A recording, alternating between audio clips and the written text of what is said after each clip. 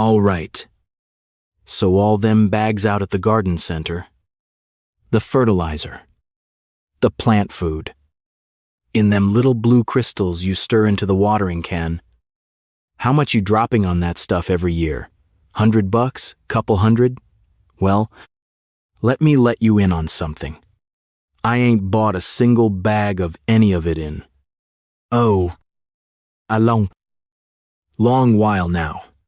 And my tomato plants, they have never once looked better. Because I make my own. Costs me pretty near nothing. And by the time you and me are done here, you're going to be making it right alongside me. Now here's the part most folks never get told. Your dirt, that soil out in your garden bed, it's alive. I mean really alive. There's bacteria down there. And these little white fungus threads running every which way. And teeny critters you can't even see with your eye. Millions of them in one handful. And they are the ones doing the actual feeding of your plants, not the fertilizer. Not you. Them. See. A plant root can't just go and eat a chunk of dirt. It needs them little bugs to chew things up first and hand it over in a form the root can take. That's the way it works out in a woods where nobody ever dumped a bag of a thing in their life. The leaves fall. The bugs break them down. The trees grow like the dickens. Nature's been running that same system a good long while before any of us showed up. So what's that store-bought fertilizer doing then? Well, it kind of skips right past all that. It just dumps a mess of salts right on top and forces the plant to slurp them up. And look, it works for a little bit. Your plant will green up. Sûr. But it don't build a thing underneath it. The soil don't get any richer. The bugs don't get fed. It's like... Okay, let me put it this way. It's like feeding a young'un nothing but candy. Quick little burst. Then you gotta keep giving them more and more. And the whole time they ain't getting one bit stronger. That right there is the fertilizer treadmill. And the companies selling it, well, they don't mind one little bit if you're stuck up on it. My granddad now. He never bought a bag of fertilizer in his whole life. Not one. And his vegetable patch would have put any of these fancy raised bed setups to shame. Tomatoes the size of softballs. I used to sit and wonder how in the world he did it. Figured it was some old-timer secret he just wasn't letting on about. Turns out it weren't no secret at all. He just understood. You feed the soil, and the soil feeds the plant. He had a barrel out back. He was forever stirring with an old broom handle. Didn't have a fancy name for it. Didn't have an air pump neither. But he knew. And that's just exactly what I'm fixing to show you how to make, only a little easier than the broom handle way. So what we're going to make is a brew. A microbe brew. You might say, we're going to breed up a whole army of them, good little bugs right in a bucket, and then pour them straight back into your soil. You feed the bugs. The bugs feed your plants. That's the whole trick of it. Really. Folks got a fancy name for it. They call it compost tea. Or aerated compost tea. But don't let the name spook you. It's a bucket. Some water. A scoop of compost. And a little air. That's it. And here's why this matters for your wallet. 'Cause I know good and well. That's what got you watching. Think about what happens when you sprinkle that granular fertilizer down and then run the garden hose over the bed. Where's it all go? A good chunk of it washes straight on past the roots, down through the dirt, and right on out the bottom. Gone. You're paying good money to feed the groundwater. Drives me up a wall. That does. My neighbor Earl, he buys 4 bags a season, waters it in real heavy, and then stands there, scratching his head, wondering why he's got to do the whole thing over again next month. I keep telling him, he don't listen. Anyhow, where was I? Right. The brew don't wash away like that. Them microbes. They move on into your soil. They set up shop right there in the root zone, and they stick around working long after the water's dried up. You ain't renting a quick green up. You're building something that lasts. Okay. So let's get into how you actually make this stuff. And the first thing, the most important thing of all, is your compost. This right here is the heart of the whole operation. Now, if you got a compost pile going out back, that dark, crumbly stuff way down at the bottom, the finished compost that smells like the floor of a woods after a good rain, that right there is your gold. That's where your bugs live. By the millions. So scoop you some of that. No compost pile? No worries. Don't sweat it none. Just go grab yourself a bag of worm castings from the garden center. Now, worm castings. That's a polite way of saying worm poop. But don't go making a face at me. It is absolutely loaded down with the good microbes. More than plain compost. Some folks say, costs you a few bucks, and one little bag will brew batches for you all season long. Still about the cheapest plant food you'll ever lay hands on. But listen close here, 'cause this part matters. You want good compost. Real dark. Real earthy smelling. If you stick your nose down in it and it smells sour, or like ammonia, or just kind of off somehow, that compost ain't finished. And it ain't going to do you a lick of good. The brew is only ever going to be as good as the compost you start it with. Garbage in. Garbage out. Like they say, good rich compost. Good rich brew. Simple as that. Now here's something folks get wrong all the time. And it'll ruin your whole batch before you even get started. The water. If you're on city water and you're filling that bucket straight from the kitchen tap, that water's got chlorine in it. And chlorine, well, its whole entire job in this world is killing off little bugs. That's the very reason it's in there. To keep your drinking water clean. But it don't know the good bugs from the bad ones. Pour our microbes into fresh chlorine water and it'll wipe out the whole army before they ever get a-going. All that work for nothing. So what you do is real simple. Fill your 5-gallon bucket up from the tap and then just let it sit overnight out in the open air. No lid on it, the chlorine. It bubbles right off into the air all on its own. Come morning, that water's ready to go. Now I got to mention this. Some towns these days use a thing called chloramine instead of the plain chlorine. And that stubborn stuff don't bubble off near as easy. If your water's like that, you can grab a little bottle of dechlorinator. Same kind, the aquarium folks use. Costs near nothing. Or easiest thing going. If you got a rain barrel, just use the rainwater. That's what I do. Rainwater's already perfect. No chlorine. Nothing added.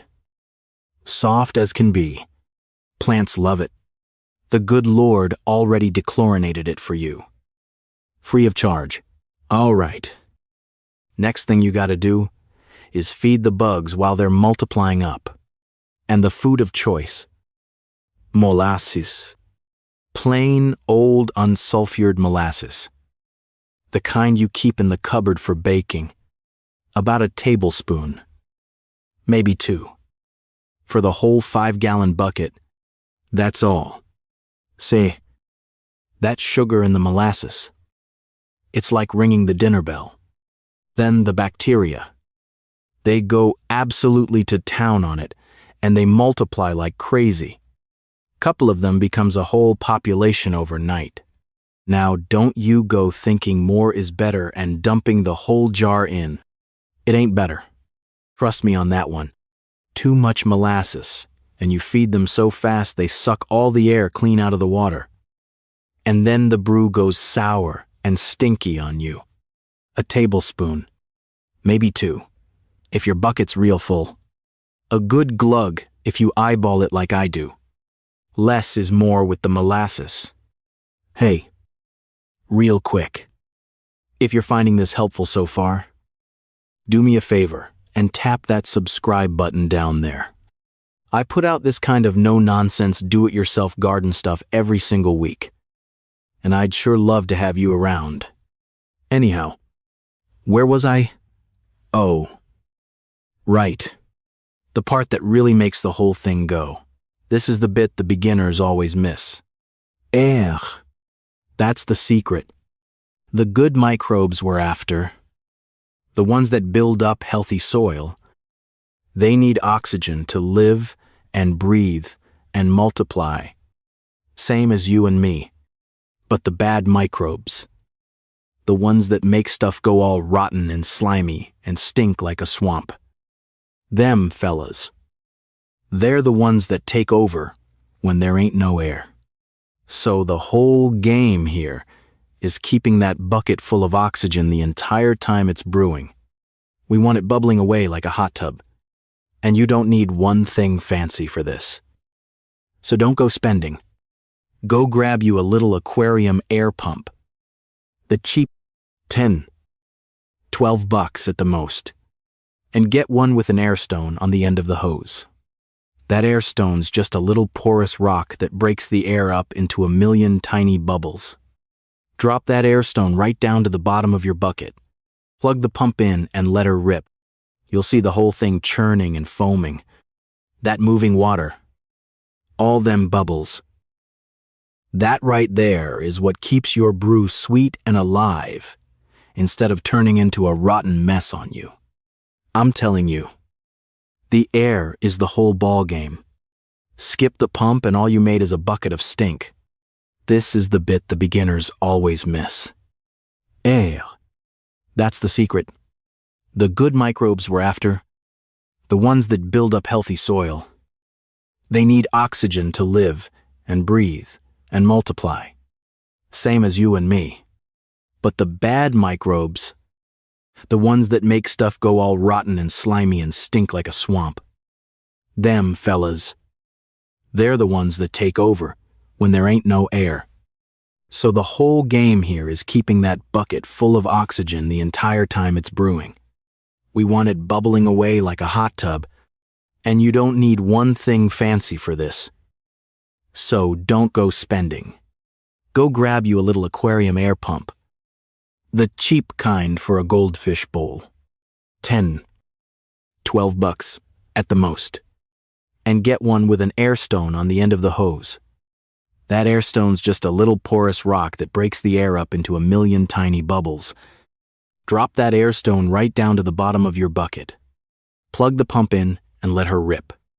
You'll see the whole thing churning and foaming. That moving water, all them bubbles. That right there is what keeps your brew sweet and alive, instead of turning into a rotten mess on you. I'm telling you, the air is the whole ball game. Skip the pump and all you made is a bucket of stink. Now here's how you know when it's done. And this is important. The smell. Go on. Lean over and give it a good sniff. It ought to smell sweet and earthy. Real pleasant. Kind of like the woods after a rain. Or like good fresh turned dirt. If it smells nice like that, you nailed it. That's a healthy brew. Full of the good stuff. Ready to go to work. But if you lean in and it smells rotten, like a swamp, like rotten eggs, something that makes you jerk your head back quick, then something went wrong. Probably didn't get enough air. And listen, do not put that on your plants. A stinky brew is full up with the bad bugs. and that'll do you more harm than good. Just dump it out on the gravel somewhere. Rinse your bucket. And start fresh. Ain't no shame in it. The nose knows. If it smells good, your plants'll think so too. Now the fun part, putting it to work. And here's the thing you gotta remember. The second that pump shuts off, the clock's a-ticking. With no more air coming in, them microbes start using up the oxygen that's left. And they start dying off after a few hours. So you want to use your brew fresh. Same day you shut the pump off. Within a few hours, ideally. This ain't something you make a big batch of and store out in the shed. Make it. Use it. That's the way. And there's 2 ways to put it to use, depending on what you need. First way. Pour it right at the base of your plants and soak the soil all around the roots. That's what we call a soil drench. Take a watering can full and just douse the ground around your tomato plants, your pepper seedlings, your roses, your squash, whatever you got growing out there. You're sending that whole army of microbes right down to where the roots are. That's the main way I use it. And it's the most important one, because that's where the action is, down in the soil. Second way, strain that brew real good through your mesh bag so there's no chunks left in it.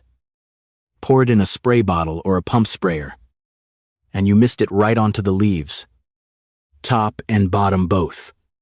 We call that a foliar feed. And you want to do that early in the morning when it's cool and the sun ain't beating down.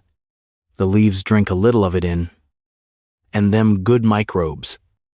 They sit right there on the leaf surface and crowd out the diseases that'd want to grow there. Keeps your leaves cleaner. But mornings now. Always mornings. Same as regular watering. You spray leaves in the heat of the day, and you'll just scorch them. Mornings. I'll keep saying it till it sticks. Now, before I get to the honest part, let me save you some grief. There's a handful of little mistakes I see folks make their first time out. And every one of them's easy to dodge. First one. The biggest, they get lazy and skip the air pump. Figure they'll just stir the bucket with a stick now and again. Don't. Without that constant bubbling, it goes rotten on you, and you've wasted a whole day standing around waiting. Second one. They brew it up real nice on a Saturday and then don't get around to using it till Tuesday. By then your microbes are long gone. Dead in a bucket. Use it fresh. Same day. Or don't bother making it. Third. They pour it down on bone-dry, dusty soil in the middle of a hot afternoon. Then them poor little bugs hit that dry, hot dirt and just shrivel right up.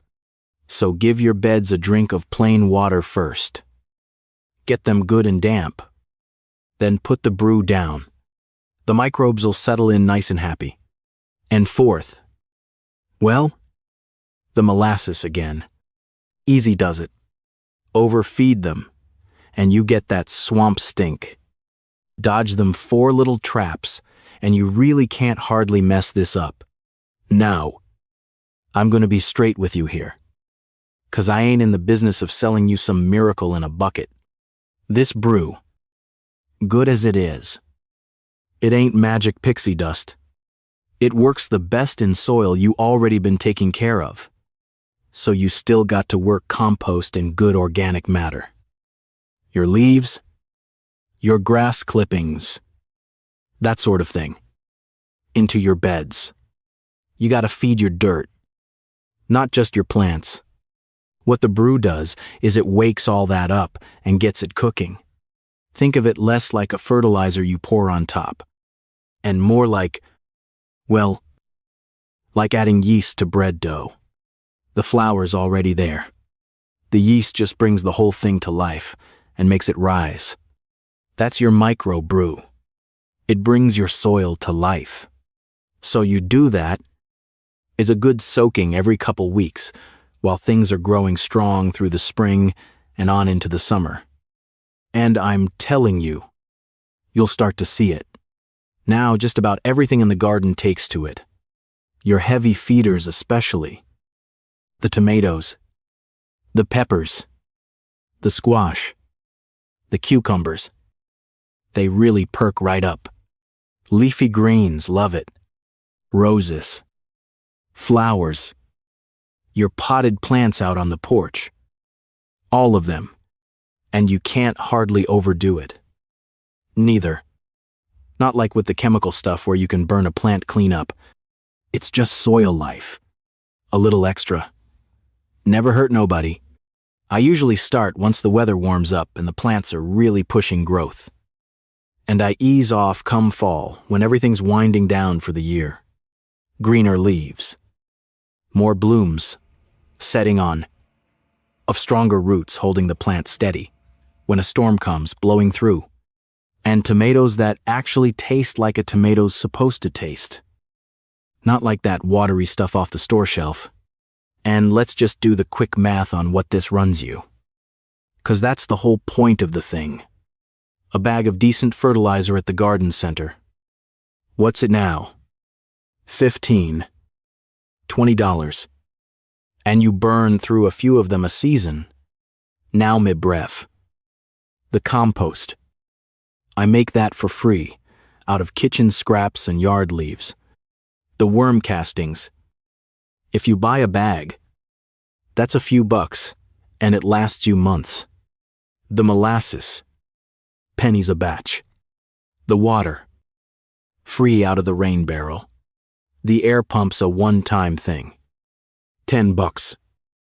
And it runs for years. So, after that first little setup, you're feeding your whole garden all season for pretty near nothing. That's the part that tickles me. You'll have spent next to nothing. So let's run back through the whole thing real quick. 'Cause I threw a fair bit at you. Good finished compost or a bag of worm castings.